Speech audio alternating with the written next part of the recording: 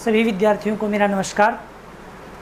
प्यारे विद्यार्थियों, आज की इस कक्षा में हम कक्षा 7वीं कविता पाठ संख्या 6 समय, जिसका हिंदी अनुवाद अर्थात जो सरलार्थ है, भावार्थ है, और इसके जो प्रश्नोत्तरों के ऊपर जो विचार विमर्श हम पिछली कक्षाओं में कर चुके हैं, आज हम ज्ञान सागर के जो बचे हुए प्रश्न हैं, प्रश्न संख्या 5, 6 है और भाषा की बात, इनके ऊपर चर्चा करेंगे और इस भाग को पूरा करेंगे। सबसे पहले देखेंगे बच्चों, प्रश्न संख्या 5 है। इसमें कविता की पंक्तियाँ पूरी कीजिए। कविता की पंक्तियाँ पूरी कीजिए। प्रश्न संख्या 5।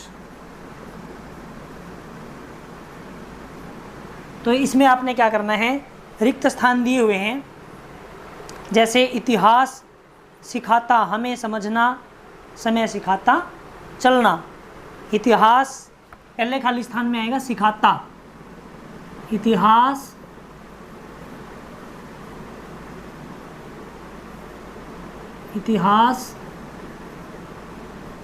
सिखाता हमें समझना,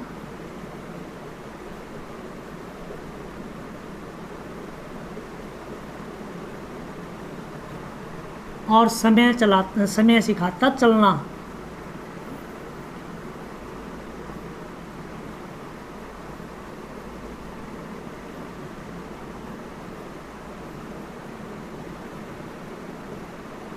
बच्चों, ये खाली स्थान दिए हुए हैं, ये आपने वैसे तो आपकी कविता में दिए हुए हैं, वहाँ से देखकर भी लिख सकते हैं। और फिर है हमको सिखलाता है, खाली स्थान,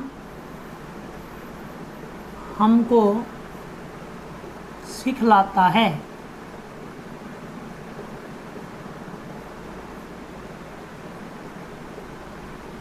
सिखलाता है कभी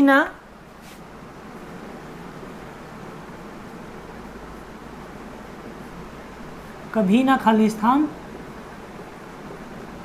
बदलना। अब इसमें क्या है, जीवन हमको सिखलाता है, इसमें लिखेंगे जीवन हमको सिखलाता है। जीवन हमको सिखलाता है कभी ना क्या बदलना, दिशा।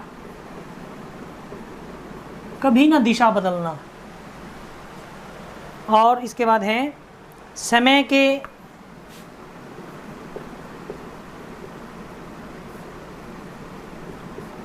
के खाली स्थान में बहना।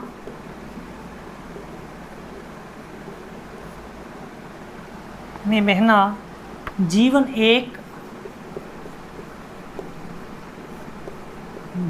एक रिक्त स्थान है।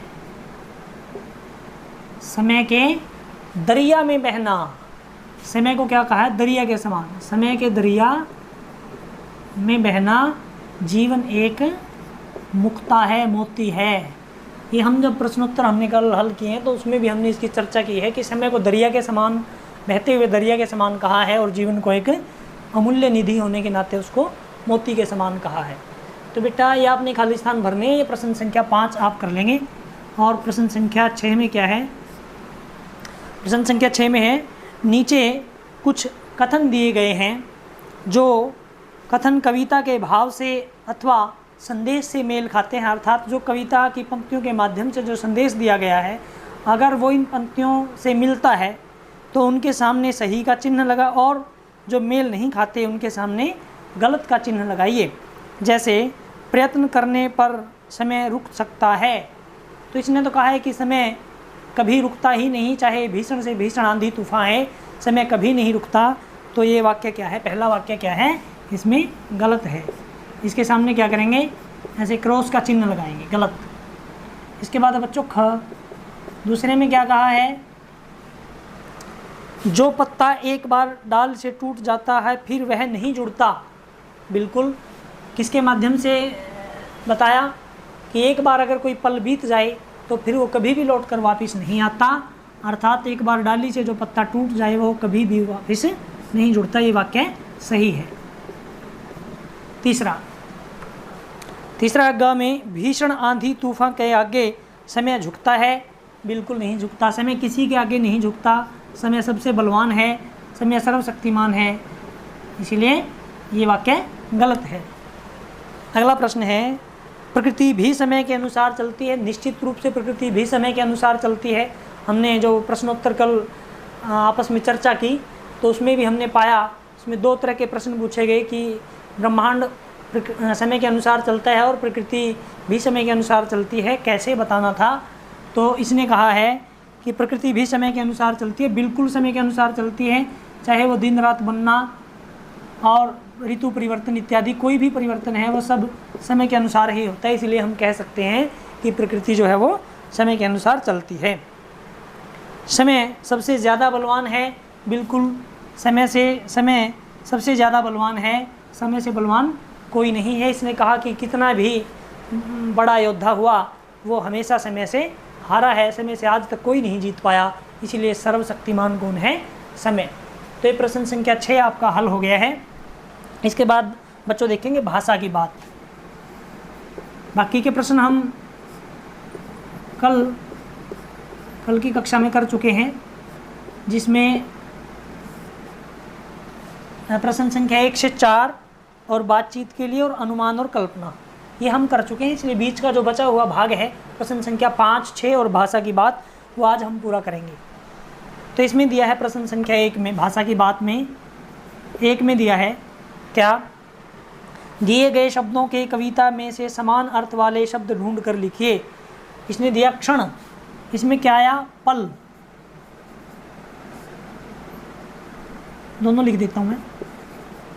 इसने कहा क्षण, हम लिखेंगे क्या? पल। दूसरा इसने दिया हमेशा, हमने उसका समानार्थक ढूंढ कर लिखना है कविता में से, इसमें आएगा सदा। ये आया है यहाँ देखो। और इसके बाद है मोती। मोती के लिए किसका प्रयोग किया? पर्यायवाची पद बताना है आपने। ये आया है जीवन एक मुक्ता है, मुक्ता अर्थात मोती।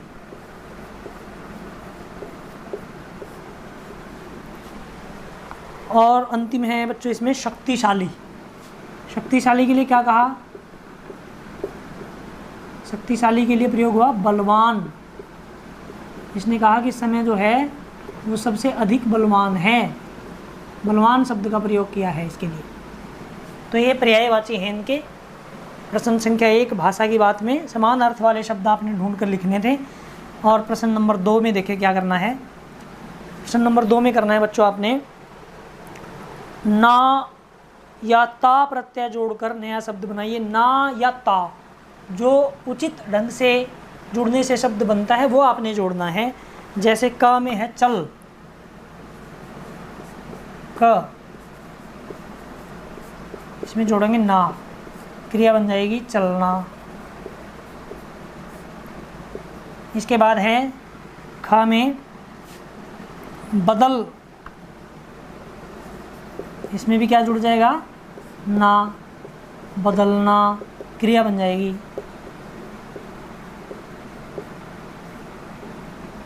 ऐसे ही बच्चों तीसरा समझ।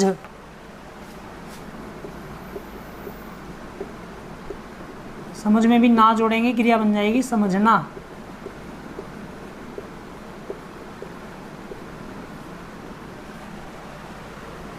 और झुक,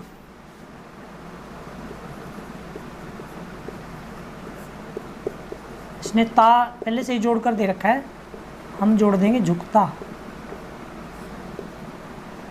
फिर जोड़ना है रुक, रुक में भी ता जोड़ना है, जोड़ने से बन जाएगा रुकता। और अगला है जुड़, जुड़ में ता जोड़ेंगे जुड़ता। तो क्योंकि अंत में जुड़े हैं, देखो ना और ता मूल शब्द के अंत में जुड़े हैं, तो ये क्या है? प्रत्यय है। इसने पहले ही कहा कि ता या ना प्रत्यय जोड़ करके नया शब्द बनाइए। अब प्रश्न संख्या 3 है बच्चों, इसमें ऋतुओं की विशेषता बतानी है। ये आपने स्वयं करना है। वैसे हम इसके ऊपर चर्चा कर लेते हैं कि वर्षा ऋतु की क्या विशेषता है। वर्षा ऋतु में क्या होता है? चारों तरफ हरियाली होती है और मौसम सुहावना होता है और विभिन्न प्रकार के व्यंजन खाने का मन करता है। ये वर्षा ऋतु की विशेषता है। उसके बाद ग्रीष्म में क्या होता है, ग्रीष्म ऋतु में बहुत अधिक गर्मी होती है, तापमान बहुत ज़्यादा बढ़ा हुआ होता है और पेड़ पौधे जो वो सूख जाते हैं। शीत ऋतु में क्या होता है, शीत ऋतु में तापमान बहुत कम होता है, शरीर को ठंडक महसूस होती है और सर्दी में भी विभिन्न प्रकार के व्यंजन खाने का मन करता है। वसंत ऋतु में क्या है, वसंत ऋतु जो है आदर्श मौसम कहा गया है, सबसे ऋतुराज वसंत कहा गया है, ऋतुओं का राजा कहा गया है वसंत को। तो उसमें क्या होता है कि मौसम इतना सुहावना होता है कि ना बहुत अधिक गर्मी होती है ना सर्दी होती है। आप उसमें मन चाहे वस्त्र डाल सकते हैं, मन चाहा व्यंजन खा सकते हैं। तो ये उसकी विशेषता है, ये आपने स्वयं करना है। और बाकी का जो जीवन मूल्य, अनुमान और कल्पना बातचीत के लिए और कविता में से जो प्रश्नोत्तर हैं वो हम कल चर्चा कर चुके हैं। तो इस तरह से आपका ये ज्ञान सागर का पाठ संख्या 6 समय पूरा हुआ। इसके बाद की कक्षा में हम इसका अभ्यास सागर करेंगे। तब तक धन्यवाद।